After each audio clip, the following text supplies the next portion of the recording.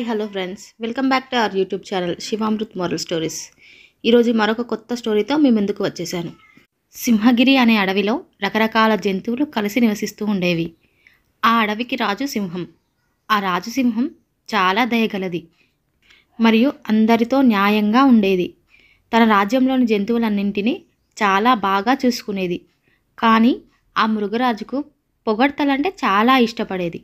ఎవరైనా తనని పొగిడేసరికి మరింత సంతోషంతో ఉత్సాహంగా ముందు వెనుక ఆలోచన లేని పనులను చేసేది. ఒకరోజు అడవిలోని ఒక గుహలోకి కోతులు వెళ్ళాయి. ఆ గుహలో ఆ కోతులకి పాత కత్తులు మరియు రాజకిరీటాలు దొరికాయి. వాటిని తీసుకొని కోతులు బావిలో దాచాయి. ఆ దృశ్యాన్ని దూరం నుండి గమనించిన నక్క కోతులు బావి నుండి వెళ్ళిపోగానే బావిలోకి వెళ్ళి, అబ్బా, ఈ రాజకిరీటం ఎంత బాగుంది! కొద్ది రోజుల్లో మహారాజు గారి పుట్టినరోజు వస్తుంది.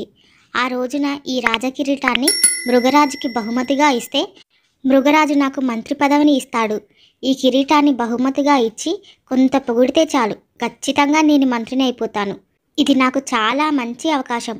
ఈ అవకాశాన్ని అస్సలు వదులుకోకూడదు అని నక్క భావించి కిరీటాన్ని తన స్థావరంలో దాచుకుంది.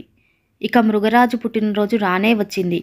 నక్క ముందుగానే వేసిన పథకం ప్రకారం కిరీటాన్ని తీసుకొచ్చి, మహారాజా, మీకు పుట్టినరోజు శుభాకాంక్షలు మరియు మీకు నా తరపున ఒక చిన్న బహుమతి అంటూ కిరీటాన్ని మృగరాజు తలపై పెట్టి, అబ్బా, ఎంత అద్భుతంగా ఉన్నారు!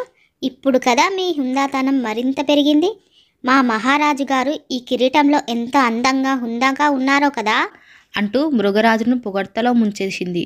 ఆ పొగడ్తలకు మిగతా జంతువులు కూడా వంత పాడుతూ, మహారాజా, మీరు ఈ కిరీటంలో ఎంత హుందాగా ఉన్నారో చూస్తుంటే మాకు చాలా సంతోషంగా ఉంది అంటూ జంతువులు కూడా రాజుసింహాన్ని పొగడ్తల వర్షంలో నింపేశాయి.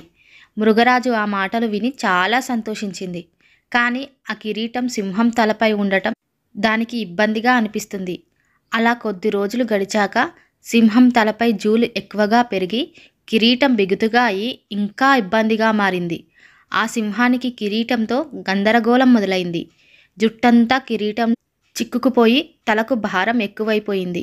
అమ్మో, ఈ కిరీటాన్ని ఇలాగే ఉంచితే నాకు చాలా ప్రమాదం అని భావించిన మృగరాజు ఒక కోతిని పిలిచి, ఇక ఈ కిరీటాన్ని నా తలపై మోయడం నా వల్ల కాదు.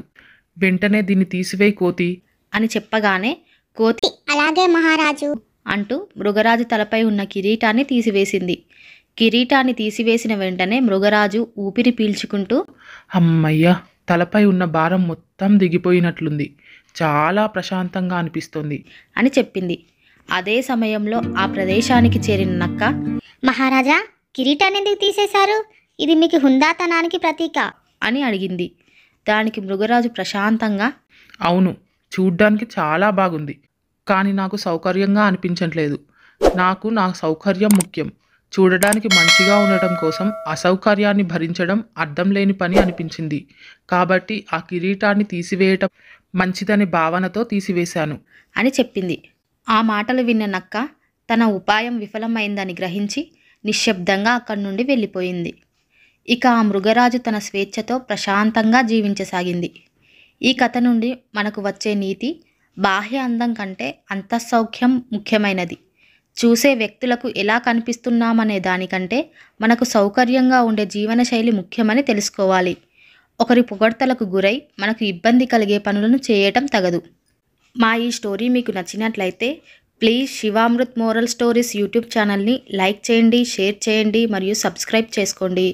పక్కనే ఉన్న బెల్ ఐకాన్ని ట్యాప్ చేయటం వల్ల మా స్టోరీస్ మీకు ముందుగానే నోటిఫికేషన్ రూపంలో వస్తాయి. ఈ స్టోరీపై మీ యొక్క అభిప్రాయాన్ని కామెంట్ రూపంలో మాకు తెలియజేయండి.